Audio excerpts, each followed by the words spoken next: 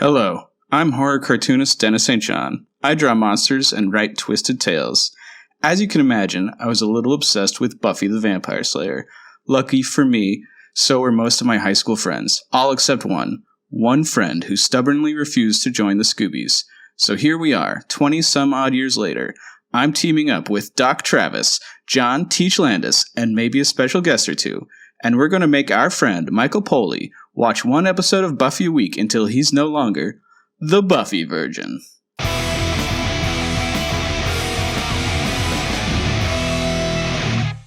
Hey everybody, welcome to Angel Virgin, Season 2, Part 1. I'm your host, Dennis St. John, and we have with us our regular folks from Buffy Virgin. Why don't you guys introduce yourself from most to least likely to save an innocent girl's life on the streets of LA? Well, one of us is a doctor. Yeah, my name's Travis. I'm definitely going to be the one who's going to jump in first, but hey, what's up? Will you go horseback riding to save them? Horseback riding is one of the most dangerous activities known to man, outside of, chewing gum and walking and flying a rocket ship. So that's a roll of the dice with the horseback riding. Well, my name is John, and I may not be a medical doctor, but I do have first aid merit badge from the Boy Scouts of America. So I'll go ahead and be the second most likely to save a life. And my name is Michael. I'm the Virgin. I've only seen Angel up to Season 2, Episode 1 through 11. And I guess I would just film any accident I saw in LA. And give your father's card to the victim. Right. I would drop my dad, who is an attorney. I would drop his business card and maybe, walk away. Awesome. So as you may have figured out, we're going to be recapping episodes 1 through 11 of Angel. And why don't we start with a summary of all those episodes?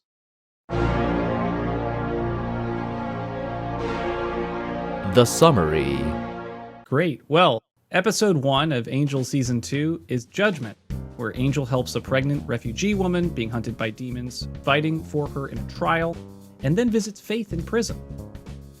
Episode 2, Are You Now or Have You Ever Been? This is the Cordelia and Wes research the Hyperion Hotel episode, and they stop a demon that cursed it, putting the hotel back on the market. Episode 3 is First Impressions. Angel has a dream about Darla, and Divac steals Angel's car. More about Divac later. Episode 4 is Untouched. Angel helps a woman with telekinetic powers who doesn't value herself. Episode 5, Dear Boy. Darla tries to get Angel to embrace his dark side.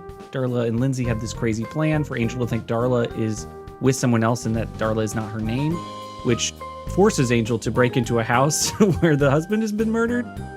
Super great episode. Episode 6, Guys Will Be Guys. Angel meets a Swami. Wesley pretends to be Angel and plays the bodyguard. Fantastic episode. Episode 8, Darla. Darla remembers her past. We discover she's human, and then she goes to Angel to become a vampire. Episode 9, The Shroud of Ramon. This is the Ocean's 11 episode. Lovely. Episode 10, The Trial. Angel refuses to turn Darla into a vampire, hatches another scheme to undergo a trial to cure her syphilis. Drusilla makes Darla a vampire anyway.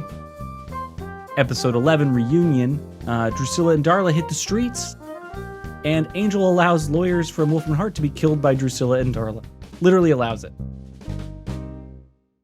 Cool. That's Angel Season 2, Episodes 1 through 11. Good job, Mike.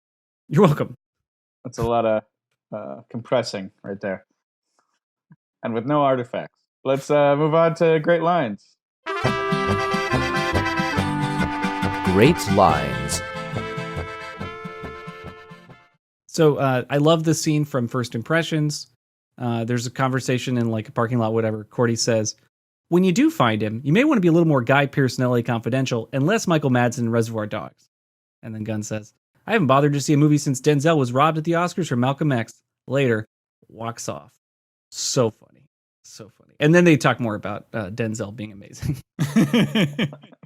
And then in Untouched, I love this scene. Angel says, this is after he gets a bit of like rebar through his body from the telekinetic lady. And he says, You know how hard it is to think straight with rebar through your torso? To Cordy, of course, he says, actually, I do. Benefits of a Sunnydale education. Boom. Such a good callback. Didn't see it coming. So funny. My best line was Gunn, where he says, "You two, I find DVAC. I'm gonna need more than C-3PO and stick figure Barbie backing me up. No offense." I love that. I feel like this is like a thing out of like a screenwriting book, where it's like every time you create a character, you should like make up like a name for their best and worst selves. So like for Wesley, like his best self is Rogue Demon Hunter, and his worst self is C-3PO. And like Cordelia's like best self is a movie star, and her worst self is stick figure Barbie. Yeah, that's amazing. My line is from the episode, and I think it's from Darla. Angel's like, guys, come on. We're a detective agency. We investigate things. That's what we're good at. And Cordelia says, that's what we suck at. Unless there's a website called www.ohbytheway, we have darlish-here.com, we're pretty much out of luck. Does anyone own that domain name, by the way? I don't know. I was going to look it up, but I didn't. Whoa, someone does. I clicked on it. There's nothing there, but it does come back with something. You get a forbidden error, but that means someone owns the domain name. Oh, it'd be funny if it was just like a guess about where the actress is at all times. Or like a link to her Twitter or like Instagram, like geolocation tags. Yeah, whoever owns that domain name, you start using it. Yeah, use it for something fun. You can totally automate some geotags. I chose a Darla and Drew quip where Darla is upset, and she's like, "In a perfect world, Angel would be here right now, helping me burn the city to the ground. But where is he? Probably flogging himself in a church somewhere." Drew's like, "Ooh, flogging. Ew, churches." All right, let's do some questions. Questions for the group. All right. These are, of course, random questions about Angel Season 2 from Ep 1 to 11. Okay, so we get to see Angel. We're jumping in. We get to see Angel meet the Master in this kind of flashback episode. And Angel is such a dick to the Master about those damn beds. What is going on with Angel? Like, this is like your grandfather vampire. And like, just this argument is so interesting. What are your thoughts about that scene? He's a new generation, you know. He's like the Pepsi generation of vampires. He's distinguishing himself from the older generation that's okay with living in a sewer, and he embraces some of the trappings of humanity. He's not snobby. One thing that's interesting is in Buffy season 1, Darla convinces the Master to try to recruit Angel, and the Master is like, Angelus, a crueler beast I never met, or some like thing like that. And like, based on this, his reaction should be like, that dick? You're still talking about him? You're totally right. It's just like feels very uncharacteristic to make that kind of play, which is a power move. It's in some ways to try and like show, that I'm younger and hipper, cooler, more connected. I do like the Master's reaction though, of being like, I'm just going to play the long game. I'll give it a century. Like, who the fuck cares? All right, follow-up question. It's like Angel was he was like an immature human, so I'm not surprised that he was a pretty immature vampire at that time. That's kind of how it read to me. Oh, yeah, definitely immature. Yeah. Okay, so part of this season arc is about the hotel, the Hyperion Hotel. What is the financial situation at Angel's detective agency? Because not only does the hotel like become a new headquarters, also Gunn is now an employee. They've expanded the employees by one. Big deal though. What's the situation? Can you figure it out? No, it doesn't make any sense to me. They had an out early in the season when they found all the cash from the bank robbery. Like they could have bankrolled the detective agency with that cash, but they don't like really do that. Do you remember that, the suitcase full of cash? Yeah, totally. They could. That was a total out, but they never say they used it. Yeah, maybe they did. Right. There's also the guy from Office Space who like could be bankrolling them, but like it's not. It doesn't. There's never explicitly stated that he is. He says like he's gonna like have his accountant like help them figure stuff out, but he doesn't actually give them money. Right, and he implies that if they spend time restoring the place, right, they could get a grant of some kind, and maybe pay for it that way as a historic site. These all seem like fun things to dig into in this show, but they don't like. Anyway, it's not. Go ahead. It seems like stuff within Cordelia's personality to be invested in, right? Mm. Oh my God, I just realized this is kind of a trigger because in Gilmore Girls, Lorelai Gilmore runs a like bed and breakfast, and like a lot of scenes are set at a hotel, and I can only imagine like an idea of an Angel episode where they have actual guests at the hotel and they're trying to solve crimes. Oh my God. And they hire Lorelai Gilmore. Yeah. This has been Angel Virgin Bingo, where Travis talks about Gilmore Girls. I just felt like fun drama they could have dug into, and I thought they were based on the episode 1 and 2 of this, where like they're kind of living, in a weird situation like Cordy's place, like, and Dennis is, coordinating whatever. He's like an Alexa of their detective agency, like this is Dennis the Ghost. Dennis the Ghost. Yeah, sorry. Me. Yeah, I didn't come in to be Cordelia's assistant.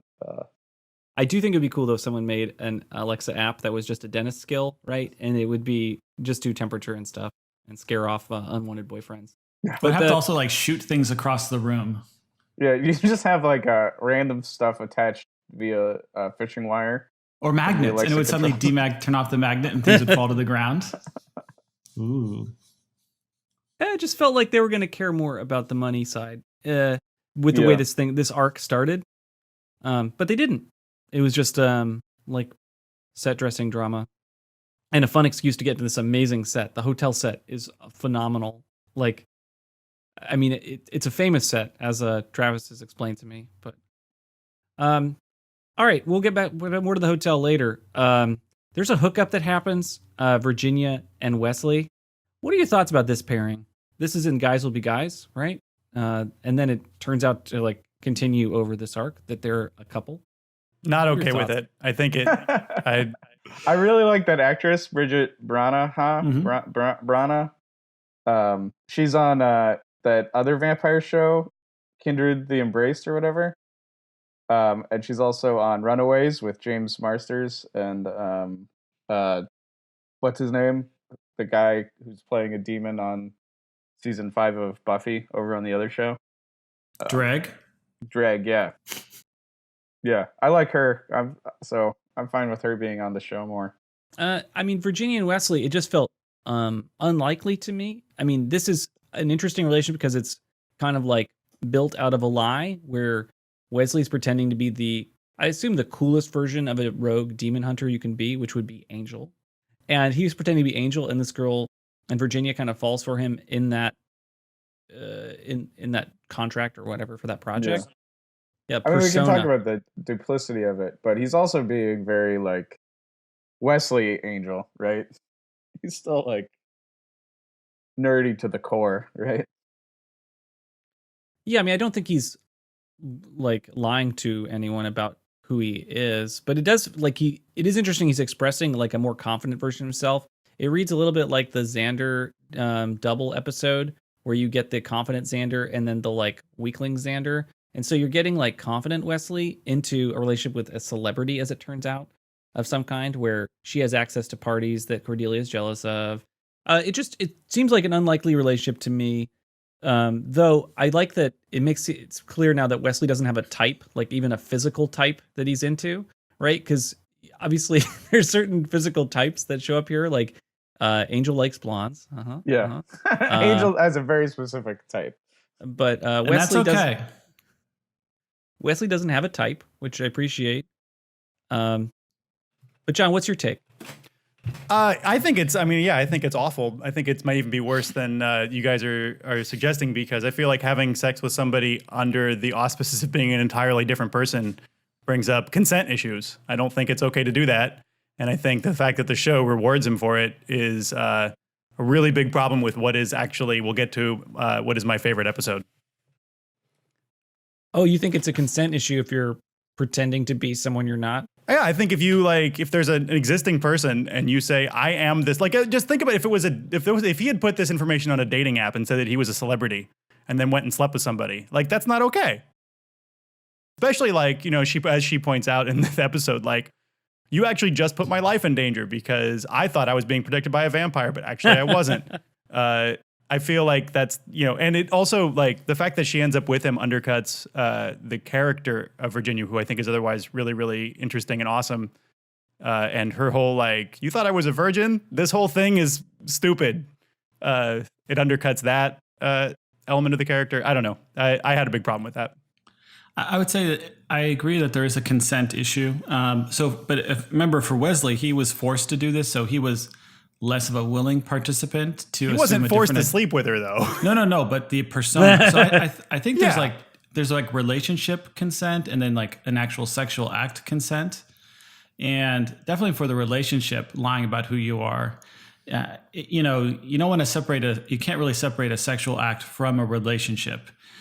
But it appears as if the actual encounter was somewhat consensual, but there's always going to be an element of concern that since he was not actually being honest about who he was. So I think you're right. There's elements to it for consent, absolutely. I mean, I think, John, you're right in the theoretical and in the real life application. If somebody is lying about themselves in real world, that is like rape. Sure. Mm-hmm. This is an imaginary world with like magical mafia issues to deal with also. Like it didn't trigger me for any real, like, obviously maybe I'm not the person to be triggered for this or not, but it didn't I didn't associate it in any way with real world problems. I was like, because it's already like, I'm being kidnapped by the magical mafia and I have to pretend to be a vampire in order to survive this thing. Like, you're already like so far removed from like real world consequences. Mm-hmm. That's true. Fair enough. I always say, it's kind of like weird. It's not really slut shaming at the end, but it's like super weird for all this to be predicated on like virginity, and then having to like, and then like in voluntarily recounting your sexual past to hurt someone, aka your father. I don't know. It gets weird at the very end. I like that scene. I like that scene for the thing of like, I even dated like whatever his name was. I even dated Fred for a while, and you just see like a guy in a cloak. Yeah. It was just like, I'm part of the ritual. Yeah, I mean, I read that scene as like, the daughter's sexuality or her purity, or whatever, is like it's her dad is treating it as a prop in his life in this ritual. And what she's saying by saying like, actually, Dad, I've been sleeping with people for a while. And she's saying, actually, my sexuality is mine and it doesn't have anything to do with you. And that's a really great moment, which I feel like, again, is sort of undercut by the fact that she actually ends up with Wesley. Well, I would just, for me, it would work better if she didn't have to literally recount person by person. Like she could just say, this is my life. I am this person. These are my choices. Having to recount person by person, I'm not sure a person would actually do that in real life. I think a writer would think that, but I'm not sure a person would literally do that. But that's just me. I don't think that Wesley is a fraud completely. He's like half fraud because he does actually pull off a rescue. And this is in relating to what John was saying. Like 2 rescues, right? Like the function of a bodyguard, he lies about who he is. He's not Angel. He's not a vampire. But he does like actually provide the function of a bodyguard, like with some, 2 really great rescues that are shocking as an audience. Because you're like, whoa, Wesley can't. He did. What? Yeah. And he intimidates? Wow. Like, it's super fun. So he does perform the function. So he's not a complete fraud, though. It's that pushing himself into that identity. Like, that's a little off. Mm. Yeah, but it's definitely, I mean, if you lie about your name, that kind of like undercuts everything. Yeah. And he has like a split second right before he and her kiss on the bed where he can like clarify everything that's going on, and he doesn't. Yeah, it's problematic. I think a great exercise would be to pretend to be like your cool version for a day and see how much stuff you could get done. Like, I don't know, like to do like the Wesley experiment where you pretend to be Angel. And like he does so much stuff that he wouldn't think he'd be able to. I don't know. I think that would be a fun thing to do someday. He doesn't believe in Wesley, but he believes in Angel Wesley. yeah, he's just like so strong and yeah. I mean, outside of the consent, lying stuff. So Mike, next question. So we spent some time at Caritas, which is the karaoke bar. But is the advice that the host gives any good? I actually am not certain that the advice is good. So I have evidence in this. So in the Guys Will Be Guys episode, that's predicated on Angel getting advice from the host to go and visit a swami who turns out to have been swapped. That did not work. Swapped. And it's like the guy's, whatever, dead or missing, right? And like Angel is like totally busy. He's like, they were trying to kill him, like, not just keep him busy for that episode, which, gets into the thing with Wesley. He also gives the advice. You get the advice about the trial being an option. And the trial turns out to be a total MacGuffin, waste of time, where actually Darla can't be given a second chance. He's already been given the second chance, so they can't undo the syphilis. Is there good advice from the host? I feel like there's one piece of good-ish advice, but it feels really mixed and not like I mean, in terms of the random advice in the show, or like that kind of moves you in a direction, right? This is very similar to Cordelia's psychic power, where it's just like she gets the vision and then they kind of investigate, and sometimes it's like spot on and maybe off, but it's a way to get things going and make things feel a little bit out of control. And the host stuff, it just feels like it's bad. So you probably all have opinions about this. There's some poker faces happening, which is great. I will take this into predictions. Awesome. I mean, I think you're just spot on that it's similar to the Visions, where it's like what the advice is plot advance advice, right?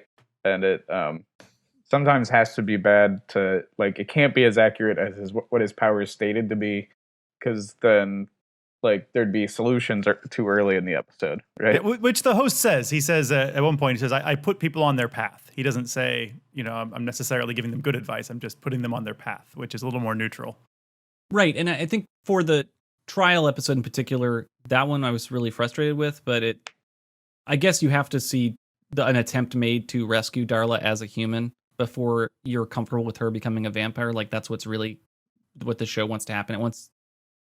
It wants to play with this idea of extending her life as a human for a bit before dumping her into Drusilla's arms. So it's interesting, but I think as a viewer, it's frustrating when I like going back through the episodes. Well, which get into about best worst. So my question was just about Caritas. You're at Caritas, and you need to sing for your destiny. What's your go-to karaoke song, guys? In real life, my go-to karaoke song is Rock Lobster. I always go for a B-52 song if they have it, because Fred Schneider does not sing, and it is best for everyone if I do a song that involves no actual singing. I have heard a lot of Love Shack at karaoke. People the problem with love Love to do Shack, that voice. They really love that voice. The problem with Love Shack is that it's like more than 50% the ladies singing in that song, whereas the balance is tipped much more towards Fred Schneider in Rock Lobster. But it's a little harder to find that one at karaoke places. Well, I think at Caritas, I would sing probably a classic 90s slow jam, I Swear, by All for One. Whoa. That's some heavy lifting, Mike. It's fun. You're a good singer, though. So. Thanks. That feels like the right venue for that kind of thing. That's and pretty also, good. I would be getting romantic advice, probably. I would definitely sing Spice Girls' #1 hit, Wannabe. That's a great choice. Also 90s. I'll back you up on that. Yeah. Because people will be singing along with you. That's a good call. I usually go for I like The Wait by the band. And I feel like that would be good for finding your destiny. That's the era I like to choose from also in karaoke, because I like the band and I like CCR. I feel like they're good karaoke songs. Everybody knows, but they're not often shows. Let's do best worst episodes. Great. Well, I kind of hinted at this, but the worst episode for me is The Trial, which was needless and infuriating as a viewer. I don't know how people watched that episode at the time felt, but it is frustrating to find yourself thinking that they're going to extend Darla's life and find a way to cure syphilis through physical combat, and then for that to not work out. I mean, I love the Drusilla converting Darla weirdness, and I'm glad that they talk about it. But that episode was frustrating, especially in like an arc that has a lot of really fun and good episodes. That one was really weird. And then First Impressions, which is more odd and uninspired and confusing, but like I think I would actually enjoy this more on a second watch, having an understanding of what DVAC is about. Because like the DVAC weirdness on that really like rubbed me the wrong way the whole time that episode. It's like that episode is like on the verge of racist. It's like exploring a lot of like stereotypical sets and props that I'm like, I don't know. When you go into Guns World, this show has a negative opinion of Guns World. And so it's such a stark contrast that like I'm not comfortable with what they're doing, even though they're doing an okay job at it. It's just Guns World, party time, excellent. Sorry, back to your analysis. No, all the Guns World episodes are less of a party time. Like even the gun house party thing is weird. I don't know, that whole episode is like, it's weird, and there's an essay that I'm not ready to write about the racial politics of Angel as they are like uncovered in First Impressions. It's called White Guys Guessing. Yeah, that's why it's my worst episode too. It's exactly what you said. It's not like it's not overtly capital R racist, but it's definitely feels very inauthentic, and that they're like trying to address the fact that like Buffy takes place in this really whitewashed picket fence world, but they also don't really know about anything else, is how it feels. So they're just sort of like extrapolating based on like they watched Homicide: Life on the Street or something and just making shit up. So that's how it feels. Oh, yeah, totally. It's definitely the other place. Like Cordelia feels uncomfortable there in that world. Everyone's pretty uncomfortable with it. And they don't really like do anything different in the space. You're right. It's like they took the TV sets from Homicide and then they added their characters to it. But DVAC is such a strange villain.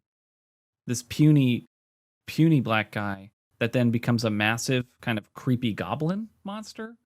That stuff's super weird. I don't know what's going on there. It's like playing with your perception of a puny black guy or something. And like, it's, again, this is a racial essay that I'm not ready to write because I have not thought this through. But anyway, it felt weird. That goes to my worst.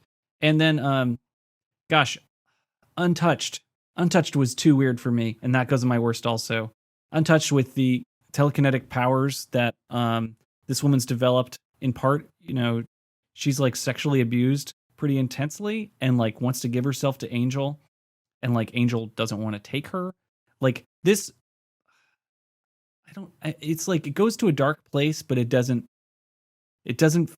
feels odd in the same way. It's like they took an SVU concept and dumped it into Angel, where it's like we added telekinesis as well. It's just such a dark direction for the show, and I guess I was really concerned for the show's handling of sexual abuse, and then kind of creating this superpower out of it. But it didn't feel satisfying. It felt really strange because like there just ends in a really weird confrontation that felt super off. Like it belonged to another movie genre. But anyway, that one was just like, I mean, compared to something like Guys Will Be Guys, which is a joy and plays with the characters on the show, playing with another character and like taking them through their arc is weird. I want to see more of the characters on the show. So that's just what felt off. And then the best, I mean, gosh, Guys Will Be Guys. That's a blast. Like watching Wesley pretend to be Angel. I could watch 4 hours of that. I could watch 80 hours of that. It's so much fun. And then the other best for me was Reunion, because I love the set up an idea for Reunion and it happens, and they, it's not the most satisfying, but it's satisfying enough that I really just enjoy Reunion. I don't have much to add to that. I very much agree. My worst is First Impressions for all the reasons stated, and my best is Guys Will Be Guys for a lot of stuff I want to get into later in my rant, but also because I love Alexis Denisov's all of his pratfalls and his physical comedy. one of the things I love about the way the show deploys that is that like they'll do that and then not do it for like 6 or 7 episodes. It's not like he's always doing it. So when it does happen, when he does fall over and like smack his face on something, it's really surprising and really, really way funnier than if they did it too much. Like it's used appropriately. I just love that. Trav, why don't you do yours? Okay, so my best. I'll, of course, everyone knows. No one likes Untouched except for me, but I think I like it because it doesn't handle, like, I don't like the mythology behind, like, sexual assault will gives people superpowers, because that's not a correct way to handle that that subject matter. That being said, it has some cool things that happen in it, and I do like the actress in the episode, and it is different and weird compared to other episodes of Angel, so in that sense it's cool. And then hearing you talk about it, Mike, it almost reminds me of like that dark episode that was never filmed, where in the first season, where Kate, instead of Kate being an undercover police officer, she was addicted to crack cocaine and being a prostitute. Like that dark, like this feels like this is a remainder episode that got written at the same time as that, and there's like I think that's supposed to be like episode 2 or 3 of the show. This is like a super dark episode written just around the same time as that, but somehow got pushed off a whole season. I love Darla, the episode, because it jumps through time. So that's a huge thing I love, jumping through time and seeing a lot of the backstory.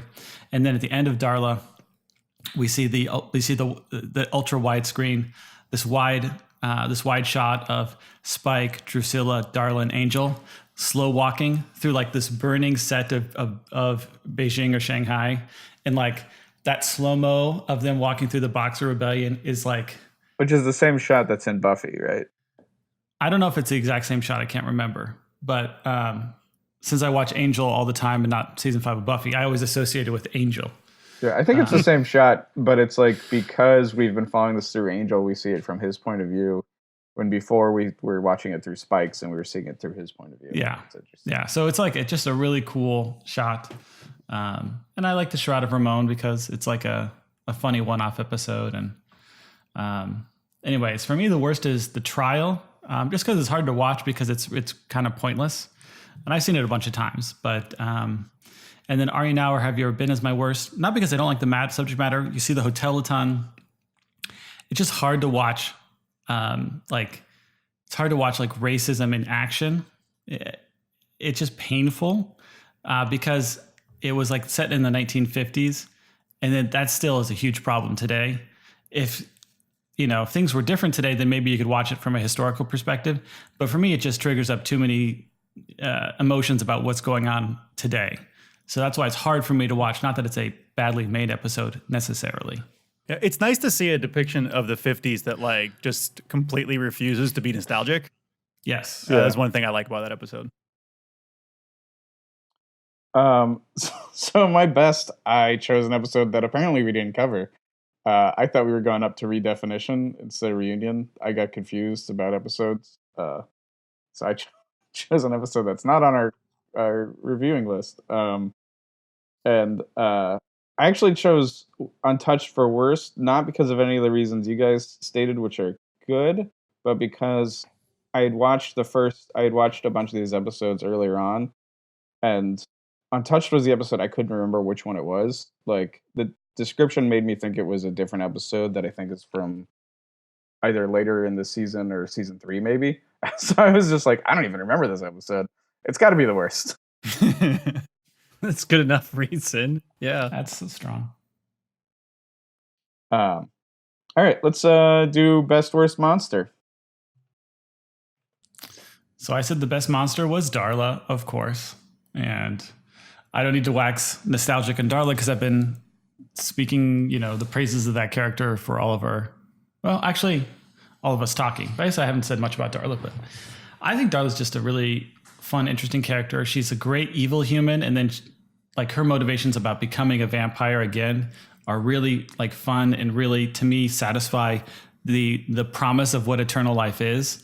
So the reason I'll just rant about it here and see what you guys think, but a lot of times in the show, we see people get made into vampires that don't have like good reasons. They're just victims. But here's someone who says, 400 years and still not enough time when she talks about being a vampire. And this is someone who, outside of the Sunset Club, the Sunset Club had people who wanted to become a vampire for different reasons. And this is actually very similar to when Buffy's friend wanted to become a vampire and lie to me. So that's a Sunset Club Ford. episode. So Schwartz or Ford. Ford, yeah. Remember, because you got really worked up about where you get that name Ford from. Yeah, Ford. Okay, I did.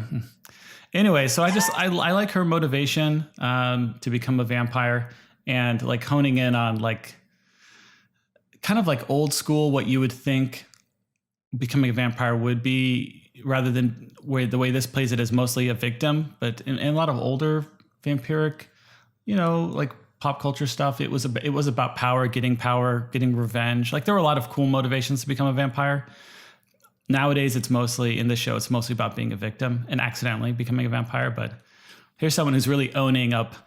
I know all the negatives. I was a vampire for 400 years. I need to be one again, which is just crazy. I mean, she's also dying. Like they kind of force her into being a vampire. But I also like that she hates being a human. I mean, who would choose to be human? It's awful. John? Yeah. My best monster is Turfrog, the Thrall Demon. I put a picture of him in there. Look at him. I mean, just look at him. Yeah, that is awesome. He's like a great big, like, slimy face stretched between concrete pillars. It's good monster. And my worst monster is Bethany's abusive father, because I think we can all agree he's a monster and he's the worst. So for best, I chose both the host, which I will choose the host again for best new character, and the Thessalak demon from Are You Now or Have You Ever Been?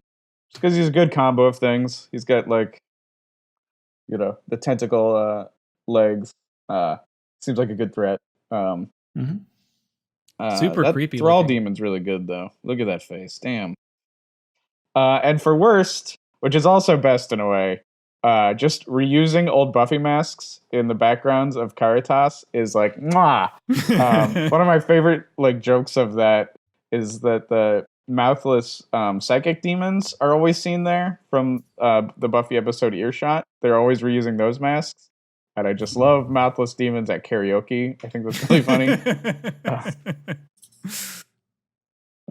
It's just it's a game I play with myself when I watch Caritas scenes of like where are these episodes from?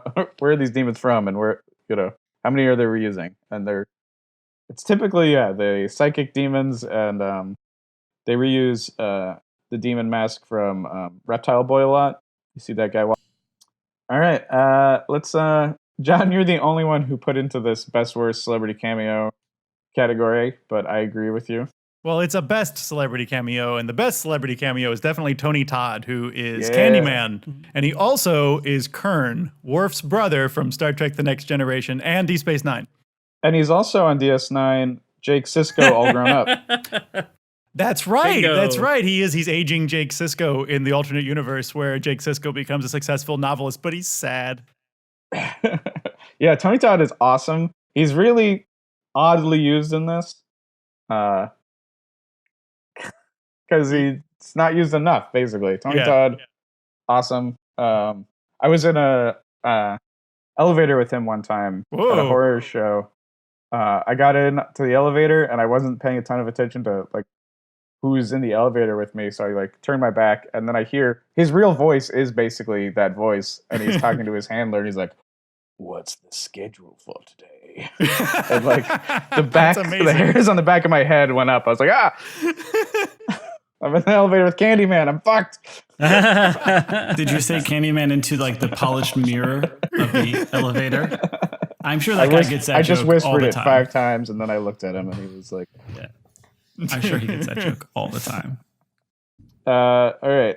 Let's talk best worst character look / work. The surreal and bad scene where Drusilla and Darla are on fire and hitting a fire hydrant with a sledgehammer over and over is like just this weird scene that you see and you can't believe that's what you're seeing. It's just that moment so surreal, like it just sticks in your mind. Like I could watch that if that was just on a loop, like in an art gallery in slow motion, and it was like that would be art.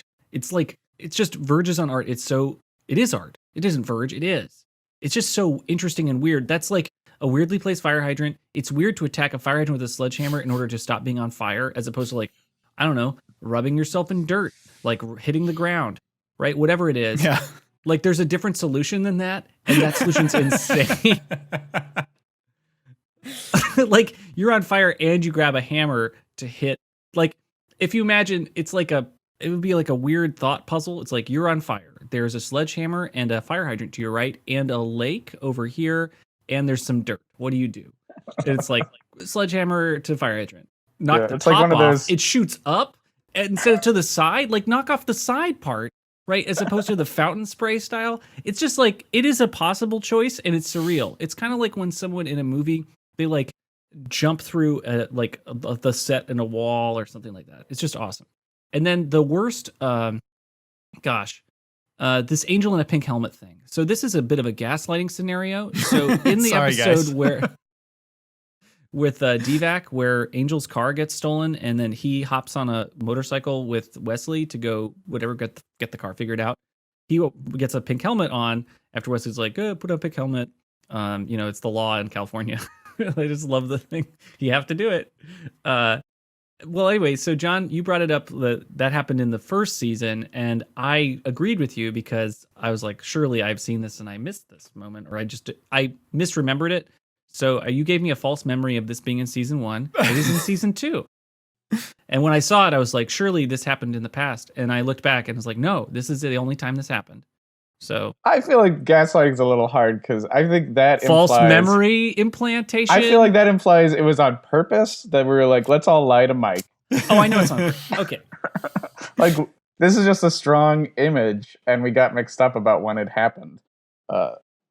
Yeah, I was just so excited to talk about it that I couldn't contain myself, and I in my own mind, got it mixed up because I was just so jazzed to talk about it because it's such a wonderful moment.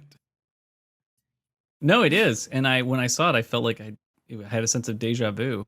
Anyway, those are my best worst. My best was Wesley impersonating Angel, which we've talked about before. I also loved all the flashbacks. And my worst was the master flashback because he has zero accent still. I mean, he just has no accent. You mean and then he walks around daylight in Angel or the Master? The Master. Angel doesn't have an accent either, and that's problematic, and always has been and always will be. But it's like, it would have been like continuity error if he had a good accent back in the day, but loses it for the Buffy series. I understand, but the show acts like there's no such thing. Like in Hollywood, there are accent coaches. Okay. But if you watch this show, you would not think that would be the case. You would think that, no, actually the actor, they have to train themselves on accents, and whatever job they can get, whatever level of accent they can achieve, we just go with that. But in Hollywood does have something called an accent coach. And I'm confused about what accent you think the Master should have, though. I would say that in the year 1608, I would not expect the Master to have a contemporary American accent. Fair enough. Although, like, there's that. I would also not expect Darla to have a contemporary American accent in 1608. There's that whole notion, though, that like the American accent actually sounds closer to what the English accent sounded like back in the day. That we've actually sort of kept things more or less similar to the way the accent was when America was founded, and that it's actually here in the UK that has moved on and adapted. I've read that a couple of times. That they had the hard R was part of, like, in Shakespeare would have had hard R's in all of his. He would have sounded like a pirate. It may sound close, but there's no way that it actually sounds like a modern day American accent. No, it obviously not. It's obviously like there it could have it could be somewhat different. You could talk in a different way and a little, you could change it so it sounds different. It's not like how I sound. Yes. And it's so inconsistent. Sometimes Angel has an accent. A terrible. I think they've chosen accent. to remove his accent as early in his timeline as possible. Yeah, because he's so bad at it. And the explanation is just like he hung around Darla, who has an American accent, and that's what he adapted. Right, she's from the colonies, so it makes sense. I got angry that the Master was screaming, "Arise!" and he's just got like one mode, which is like creep in a bunker. and it's just not exciting. Like, he's not exciting in the past at the peak powers, and that's a problem. If your like old badass vampire is not exciting, that's a story problem. Like, yeah. I mean, I think to a degree, it's like he can't be so violent. It's so crazy that he like wrecks the world this early, right? I think he's just this dude who's constantly playing the long game. Well, I like the little bit of insight we get where he explains like that we're the vampire like order of Aurelius. Like he kind of like gives this little pitch to them about this like, yeah, there's vampires everywhere, but we're this very specific vampire cult with specific vampire beliefs and a specific vampire agenda. I feel like that, to me, that felt satisfying because like, oh, that's why he's like that. He's a religious nut. Like, for the first time connecting stuff to Buffy season 1 that feels so incongruous now. Yeah. Yeah, I actually thought that felt kind of satisfying to me. It's explaining some weirdness from that first Buffy season. My best bit of character work, if you can call it that, is Angel singing Wang Chung. I mean, all of Angel singing is great. It's a joke that they keep returning to because it works. But specifically choosing Wang Chung, Everybody Have Fun Tonight, it was a lovely moment because that song is so terrible. I don't have a worse character moment because I actually think this is a lovely half of a season that we watched. Yeah. All right. Let's move on to best and worst new characters. So I guess I'll go first. And the real reason I chose Daisy McCracken, she's only in one episode, and she's a young woman with telekinesis. And the reason I chose her is because she actually ended up having a musical career as an artist, and she released 2 CDs or 2 albums since being on Angel, and they're actually pretty good. And they're kind of like folk indie albums, and you can buy them on the Google Play Store if you're curious. I don't know if they have it. Depends on where you live, but you can definitely Google that. And I don't know. Her character was deeply problematic, but it's always nice to get introduced to a character or actor who then, and this is going to creep Mike out, who then you can follow and have some sort of ongoing like fan relationship with. And that's kind of like Mike's whole frustration with the Buffyverse in a nutshell. But her character wasn't interesting, but as a person, has interesting music. So that's why I chose that. Mike, do you have a favorite new character? Well, I mean, Darla's not a new character exactly, but I really enjoyed Darla. And I know she comes up in Monster, but she's the most interesting character that's new. I like all the weirdness they kind of throw at Darla. I mean, it's a lot of fun to see her, and then her motivation for becoming a vampire, which we already talked about. I just love that.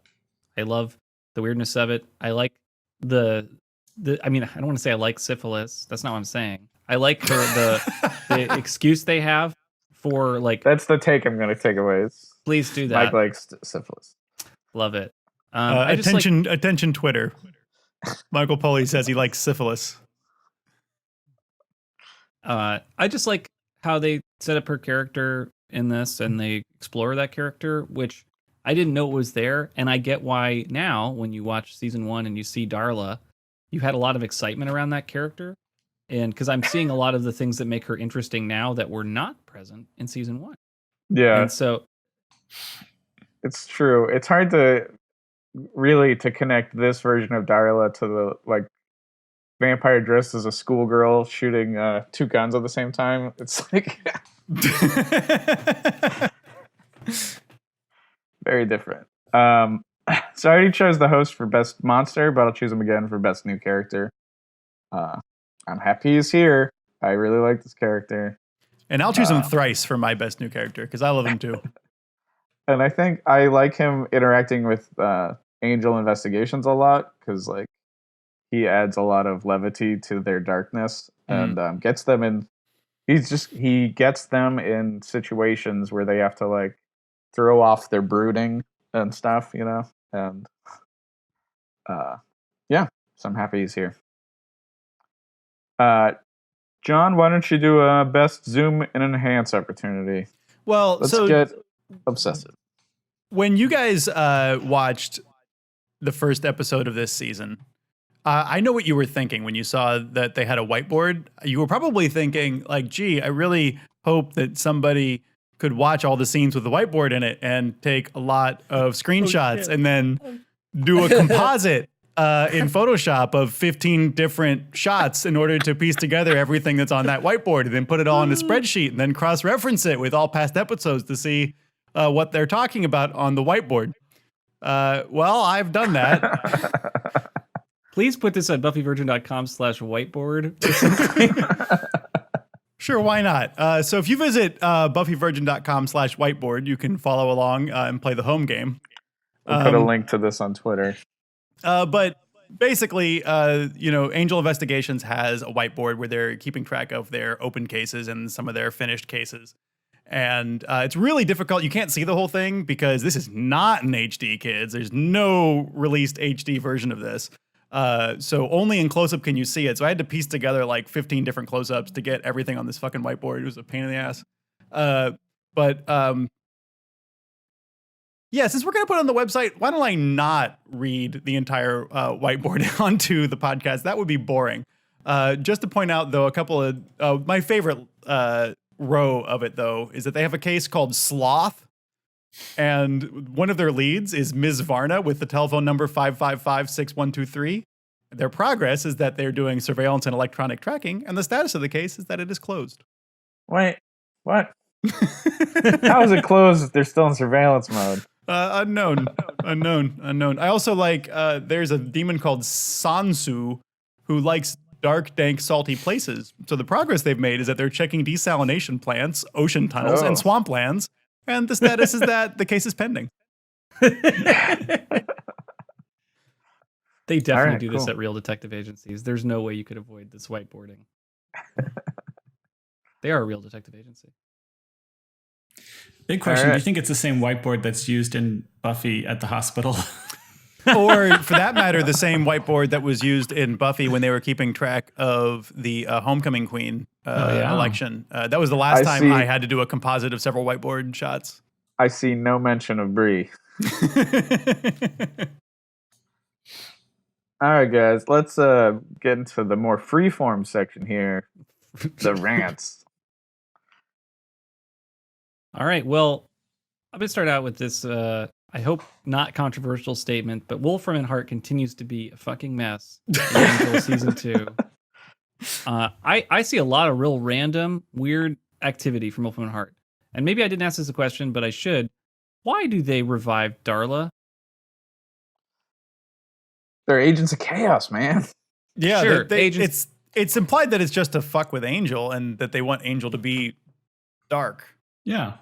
Yeah, it sounds to me like it's like Holland Manners had a very specific idea of what would happen if he resurrected Darla, and he didn't consult anybody who knows Angel about it. Mr. Manners has, definitely had an idea. He didn't think he would end up eaten in this like weird chain of events. But in the way that Wolfram and Hart thinks, they do believe in strange chains of events. I got to say, my favorite Wolfram and Hart plan, this like arc, is the plan to get Angel.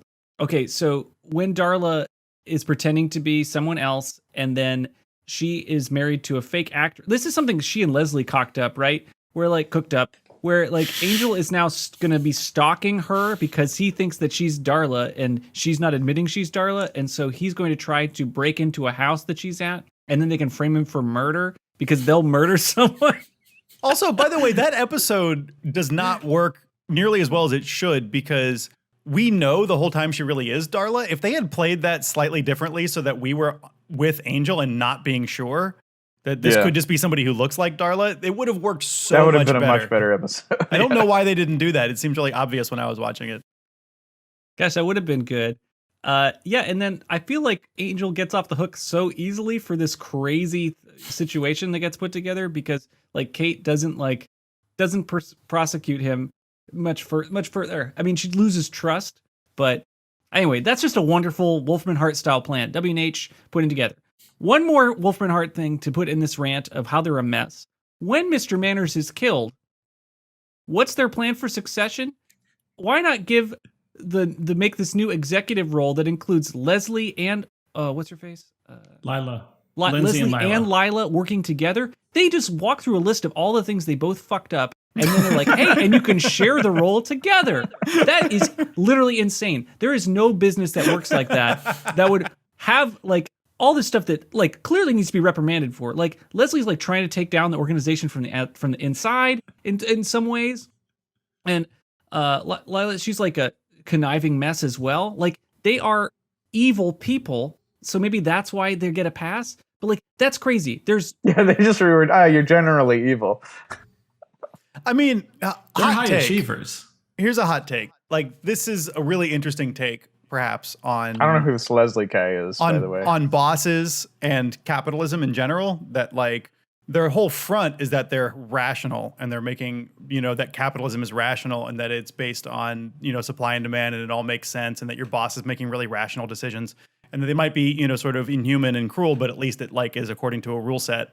But sort of the angel insight is that actually business is in fact agents of chaos, and that they have no plan, and that your boss doesn't know what the hell he's doing, and they're just fucking things up like everyone else. Yeah, Holland Manners is totally the guy who hires like an outside firm to do like an audit and then ignores the audit. Yeah, totally. Totally. He would have the people who did the audit murdered. Yeah. Anyway, W&H, totally a mess. I kind of love it, but I like being confounded by it. Like, I'm enjoying the annoying things they kind of come up with. I can't wait to see what cockamamie schemes they have next. But what a mess. I think you're right on, though, with your capitalist rant, because I think we live in a system that rewards risk and not intelligence. So if you're willing to take a risk, I'm more interested in seeing where that goes than what's smart. And, like, business loves that. The whole idea of like a disruptive startup tech culture is like around rewarding risk, even if it makes no sense. Okay. Post Angel. Why do Gunn, Cordelia, Wesley start their own detective agency versus anything else? Angel's out of the picture. Oh, well, we better pick up the pieces of this detective agency. Like, they all get fired, and then they're going to start their own thing? Travis, you had an amazing suggestion. Start a coffee shop. Like, literally anything else. This is like highly dangerous work that you're always complaining about. You just lost the one tough guy. I mean, I have Gun's tough too. But man, just do something else. Yeah. Well, because they care about saving lives. Like every one of them is very like they're very mission focused. Cordelia has no choice. She's going to keep having the visions. Gunn is, started off by protecting his neighborhood and apparently doesn't really care about that much anymore, but still wants to be a good guy. And Wesley, it's really core to his identity as like a rogue demon hunter or whatever, or like that he's a good guy. Like they're all like, it's all core to their identities that they keep doing this work. I think their complaints are not that core to them. Yeah, no, I agree. They need to be still helping the helpless, but it's an opportunity to change it from a detective agency to something else. Oh, fair enough. So yeah, I mean, yeah. If you mean a coffee shop that also fights demons, then yes, that would be better, but might not keep them out of danger. Okay, another rant. Drusilla and Darla team up. Amazing and disappointing. They're like gonna wreck the town or something. They're like gonna go on a rampage, and I'm excited as a viewer. I'm like, what are they gonna? They could do anything. They've teamed up. Darla's back. She's fully powered. What's gonna happen? We're gonna go shopping. By the way, I can't tell if they're shopping at a Goodwill or like a really nice, like ritzy place. I can't tell. It's probably a Goodwill. They're trying on old hats, vintage clothes. Like they're out of touch with. I think it's supposed to be like a high-end place, like Sunset Boulevard or something. I like their thing. They don't do it it doesn't last very long in the episodes we've seen, but I actually love Darla and Drew fighting on the streets because it's so insane, and Drew does not know what's going on at all, and also does not give a shit about being hit by a car. It's just a pure it's just like so purely like chaos, and like nobody in that scene, nobody knows what's going on. Like everybody, like nobody can read each other's emotional like needs in this. They're just like all acting like lunatics. That scene in particular is amazing because it's like they're fighting in the street. Looks like they might be making out. Like there's some sexual side to it. And then like the dude gets out of his truck and he's like, "You're gonna have to move, lady." Like he's This an idiot. like poor man's Kevin Sorbo looking motherfucker. He can go around. There's nothing backed up. He just Yeah. has a fucking bone to pick with these ladies because they're in the street. Like it is just a nonsense scene. It is delightful. I like that scene. Fire hydrant scene is better, but that scene is also surreal. The only thing I don't like about their team up is I really don't like Drew dressed in contemporary clothes after the shopping scene. I want her to still be wearing crazy corsets and stuff. Like that's very fundamental to her. Like she even has a bit where she's like, "I took your advice, Angel, and I joined the 20th century." And he's like, "It's the 21st century, dummy." Like, That's such a good joke. There's so many time jokes in this show.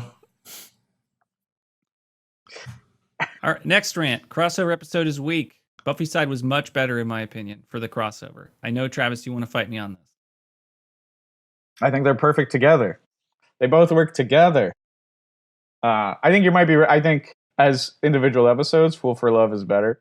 But I just love the combo, and I love seeing like this. I've talked about this so many times already, but seeing the same scenes from different point of views is a very big pleasure for me to get. Like it's the whole Rashomon thing, you know. Like how Spike reads these same situations is totally different from how Angel sees it. Like that whole thing in Fool for Love you were talking about, where you're like this crazy line where Angel's like, "I'm tired of this, like rebellion." Like you get that he's like trying to protect these missionaries in this alley now. Like that's why he's saying this crazy thing, and he's like, "I got to get out of here." So I'm going to keep my rant pretty short. I also love the episode Untouched because you get to see Lila Morgan's condo, and I love her like sense of design. And anyway, so I'm super weird like that. Do you think that Darla is right when she tells Lindsay that he doesn't want to be with her, but he wants to screw with Angel? Yeah, because he's upset about the contest between Lindsay and Angels is referenced many times. He's upset about having lost his hand. Every time they meet, they have like their little like I don't know, scowling contest at each other. Yeah, it's kind of interesting because it's almost like if this was still Angelus, this would be like the setup for him creating a new member of the Whirlwind, right? Which is the name of their gang, the name of the vampire gang. But it's like he's Angel now, so he doesn't do that. But he's still like he's purposely getting Lindsay or Leslie like obsessed with him, right? Like he winds him up. It's like he's creating a new Spike here, you know? So he's like accidentally grooming him to be a bad guy? I think he is, Or yeah. like a nemesis? Interesting. Okay. All right. And the other thing I liked was that in the flashbacks, like Darla and Angel and Drusilla, it looks like they just leave dead bodies on the ground in like these Victorian cities. And my thought is, man, Victorian cities were rough, but also they leave bodies in other timelines too, just like around, like in somewhat darkened alleyways. They just, this is other episodes too. It's like they just kill prostitutes or gentlemen or whatever, like with abandon. What a bunch of litter bugs. Yeah. And I'm like, this is why you always have to be on the move with these bodies. Just clean up your bodies. You can stay somewhere a little longer. And then you're like, ooh, so that weird vampire den where you drink people but don't leave bodies, that actually seems a whole lot more reasonable than just leaving dead people on the street in a highly superstitious society. And Holland Manor's wife looks a lot like Princess Diana. That's it. I'm done. all right, thank you, Trav. John, why don't you rant? Okay, so I want to use my rant time to talk about Guys Will Be Guys, which we already talked about quite a bit, but it's the best episode that we've watched. I mean, come on. I think the theme of this episode is that masculinity is like always a performance. And I just got really excited watching it. So like the most obvious one is that Wesley is pretending to be Angel, which is an example of like what they call like a a cynical performance. So like he's pretending to be Angel in that he knows he's lying. He knows that he's not really Angel, but this is like the cure for Wesley's insecurities. He's constantly being called out for being too effeminate. At the beginning of the episode, Cordelia says, "Do you have any clothes that a man would wear?" There's like throughout this episode and just throughout all of Angel, Wesley is constantly being called out for being too effeminate. Anyway, so like he borrows Angel's persona in order to be more masculine. That's like one part of the episode. But then you also have Angel, who is borrowing his own persona, and this is pointed out by the Swami Tishmagev. The fake Swami. The fake Swami, right? So Does a pretty good job for fakes. yeah, I right. want to talk about that fake Swami and how they hired somebody who's actually insightful, but he's also like a murderer.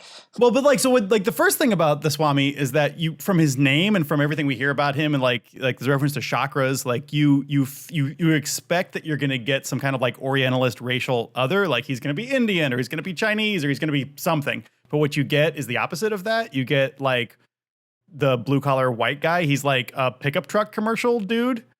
And that's meant to be this big twist.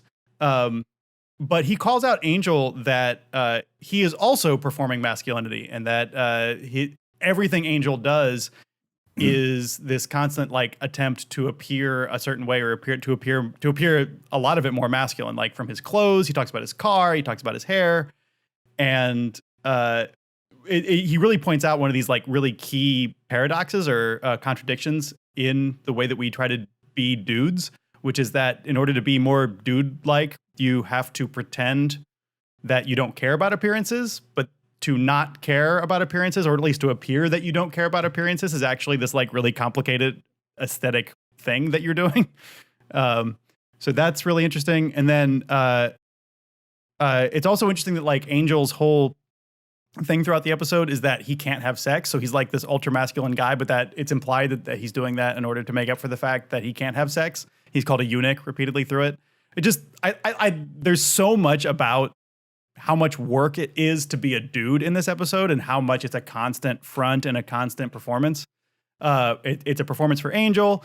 The Swami is performing. He's pretending to be somebody else. Wesley's pretending to be somebody else. It's just like the episode is all about it. It becomes this hall of mirrors kind of thing where nobody's themselves and everybody's pretending all the time. Just really, really enjoyed that. As a side note, though, I also really enjoyed the Magic Gangsters, kind of like we were talking about earlier. Like, I love the idea that, because he says he's like, oh, he's in software and he's also doing some other kind of business, but actually he's a wizard. And I like the implication that like all of business is this. I feel like it's slightly implied that like Wolfram and Hart is the rule and not the exception, that like all big successful businesses are actually secretly magical. And so there's this notion that capitalism is actually a magical spell, which, might actually be true in the real world. Anyway, guys will be guys. I feel like I'm only scratching the surface. I want to like dig into it more. I feel like I need to reread or read for the first time Irving Goffman's Performance of Self in Everyday Life and a bunch of other stuff, so that I can actually like understand what the hell's going on in that episode, because there's a lot going on. Yeah, that's deep analysis, John. Good job. My one little rant was, as I was doing this rewatch, I started to think about, is Angel as a series always trying to do like a King Arthur thing? Because like in the first episode, he has to do that jousting thing, and then I thought about originally while watching the trial, and it just feels like this is a quest that like knights have to go on. And by the way, I like the episode The Trial, everything except the trial aspect. Like, I think everything except going on that trial is a good episode. But I don't know. It's just something I was thinking about how maybe it's how Angel sees himself, or it's how the series wants to see Angel as a knight in King Arthur's court, which doesn't seem to fit the setting or the characters very well. But it's something I think that maybe is something to pay attention to as the series goes on, and especially with his relationship with Darla and how that might apply to King Arthur's myth a little in the future. So anyway, it was just something I was thinking about, but I don't have a deep analysis of it. So I think that's our rant section.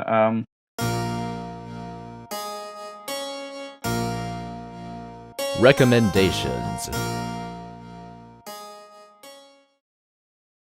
All right. So originally, when I started to do recommendations for this episode, I was going to do a recommendation for every episode. But that's and then and then when I was doing that, a couple needed two, so I came up with about 18 movie recommendations, and I was like, okay, that's insane. So instead, what I have is five, and these are originally two specific episodes. So Monster Club, I am recommending because of Caritas. Monster Club is a 1980s horror anthology movie starring Vincent Price and John Carradine.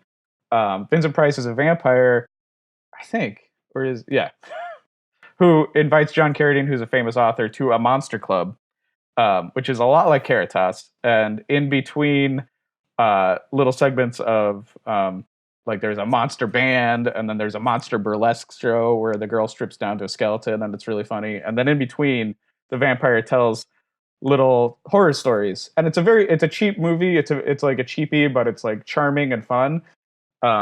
It's very light. It's a very light movie, and it ends with them accepting this human into the monster club for the first time with this very bleak statement of like, really, truly, who's killed more humans than humans? And like, who's a worse monster than a man? So it's a nice little charmer of a movie. A cheapie. They tried to get Christopher Lee in it, and they couldn't afford him. Because of the Hyperion Hotel, and because of have you ever been? I'm going to recommend Barton Fink, which it at least aesthetically looks like the same hotel. It's the same. No, it definitely is. And it's all yeah. If you haven't seen Barton Fink, it's awesome.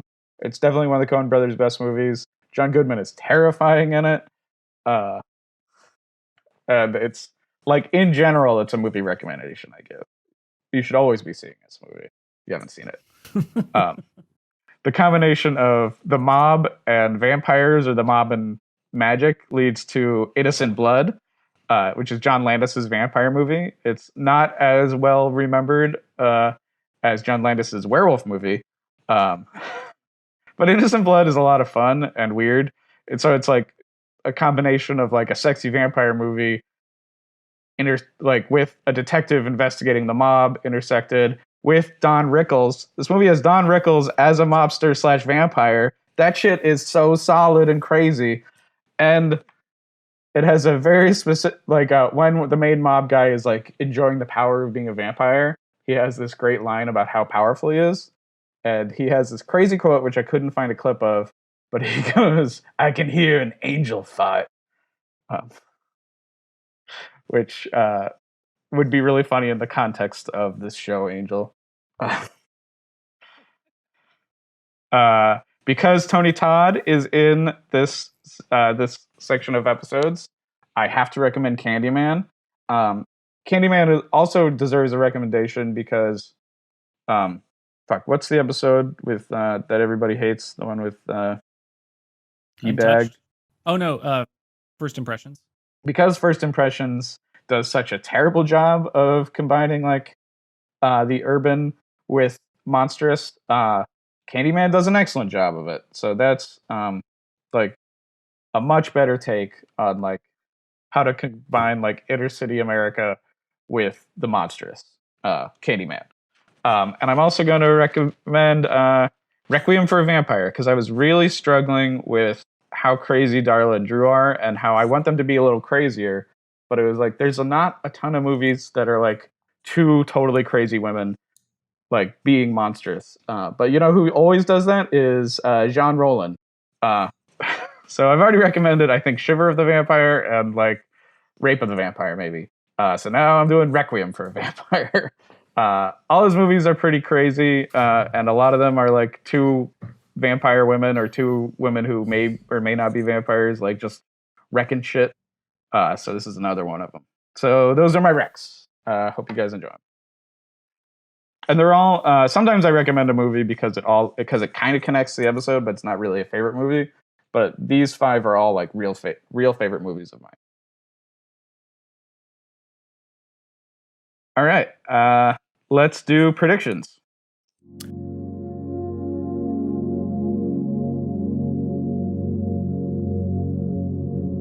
Virgin predictions. Okay. So, just as a review, Michael, your overall accuracy is a 63.49. We will not be tracking Angel season by season, just because I don't feel like making the spreadsheet do that. Your overall accuracy is a 63.49. So let's see what we can do to change that. Let's see. So, going pretty far back here to Buffy season 3, episode 9, Michael, you predicted that the Master will not reappear. That is clearly incorrect. Really seemed like they killed him. It's unreal to me, the callbacks that this show is willing to do to prove me wrong. In actually 2 Angel specials ago, in Angel season 1, part 1, Michael, you predicted that Kate and Angel will get over their hate of each other. That has not happened yet. So I think that's one we can leave open. I think that's the opposite is definitely happening so far. Yes, but we don't know. They could end up together, living happily ever after in a cottage. We don't know. I just think it's also wild. One thing we didn't talk about is like Angel actually drank Kate's blood. Like, that's a big deal for Angel to just be drinking human blood. And even to do it as a fake out, she is like so very, very clearly drained.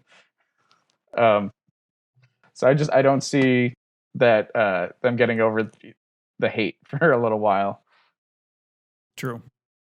Okay, so in our previous Angel special, Michael, you predicted a number of things, one of which was that Faith will continue on her redemption arc during season 5. Now, we did see Faith just very briefly at the beginning of at the end of the first episode, in which it seems that she is doing just that she is in prison, that she's continuing her redemption arc, that she's not giving in. So I'm going to go ahead and confirm that one, unless we have any objections. Nope, I like it. Let's see. In the same episode, Michael, you predicted that Charles Gunn will get hired by Angel's detective agency. Yet again, that is a confirmation. So well done there. Hell yeah. I don't know if part-time counts. No, I'm just kidding. Michael, you predicted that Lindsay will eventually run Wolfram and Hart. Now, he's gotten a promotion. What do you guys think? Do you want to give him this one? He's gotten a major promotion, but he's not running the entire thing yet, right? So no. Okay, and also we found out like Holland Manor's title isn't even that big, right? Right. Good point. Okay, so It's got a long way to go. we'll leave that open because we don't know. He may yet run the whole shebang. We haven't even met a Mr. Wolfram.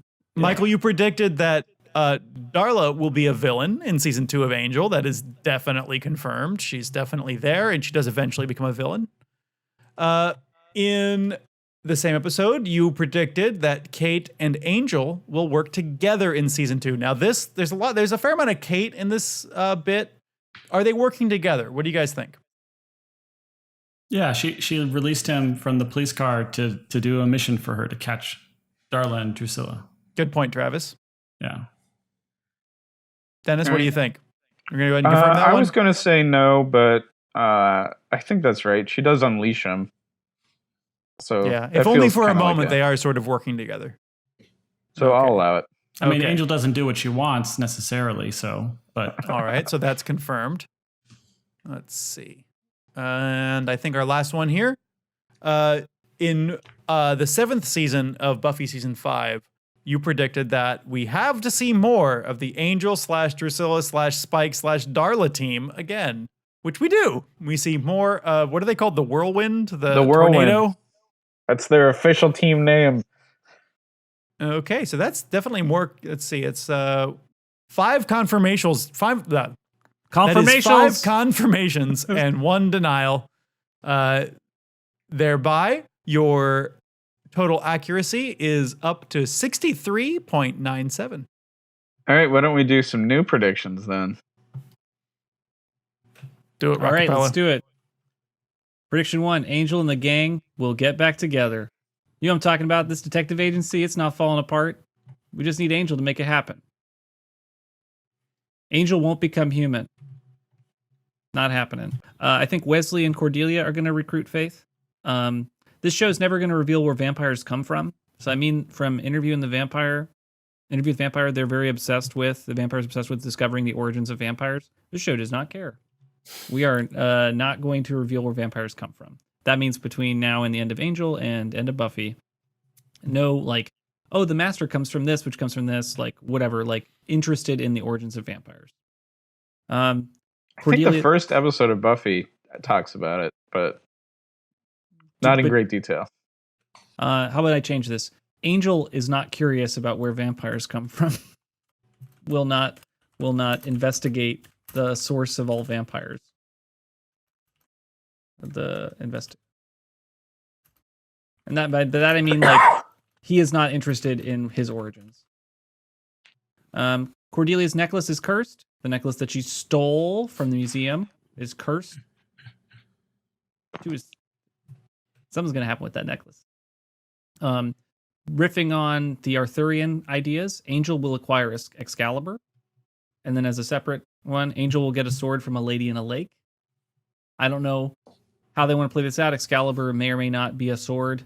I just know that the Whedon & Co. likes to play around with your expectations, but at the same time match them. So we'll see how this goes. Maybe the Excalibur is bullshit, and there's another sword that I haven't heard of that's even better that you get from the lady in the lake. Anyway. The host will be a villain for an episode. Too good not to play around with this host. Make him a bad guy. Faith will appear in the opening credits of Angel in season 2. She's going to be joining the crew. Maybe I should say, let me level down. Wesley and Cordelia will recruit Faith. Faith will join Angel's detective agency. That could be for one episode. Angel will kill Darla again. He's got to stop her. He's the only one that can't. Angel's killing Darla. And the whiteboard from season 2, episode 1 of Angel will return. We got to get back on this whiteboard for project management. This is the only way they know how to coordinate on these cases. That should be your 5. That should be your 5 point. 5 point is Angel will kill Darla again. 5 point. That'll be the super. That's your super prediction. All right. Well, I think that's the episode then. I've been your host, Dennis St. John. You can buy my comics. I'm at DENISCOMIX on Twitter. And that's my .com. Mike, do you want to promote anything, or you? I'm going to be releasing stuff on YouTube next week, but cool. by this time it will be 7 weeks or something from that. I have no idea when this will come out. But yes, I'll have a new YouTube video probably about role-playing games. I'm sorry. That sounds great. You can find BuffyVirgin.com for links to our YouTube, blog, Twitter, Instagram, all that. And don't forget to rate us and like us on the podcast listener of your choice. And we'll see you now.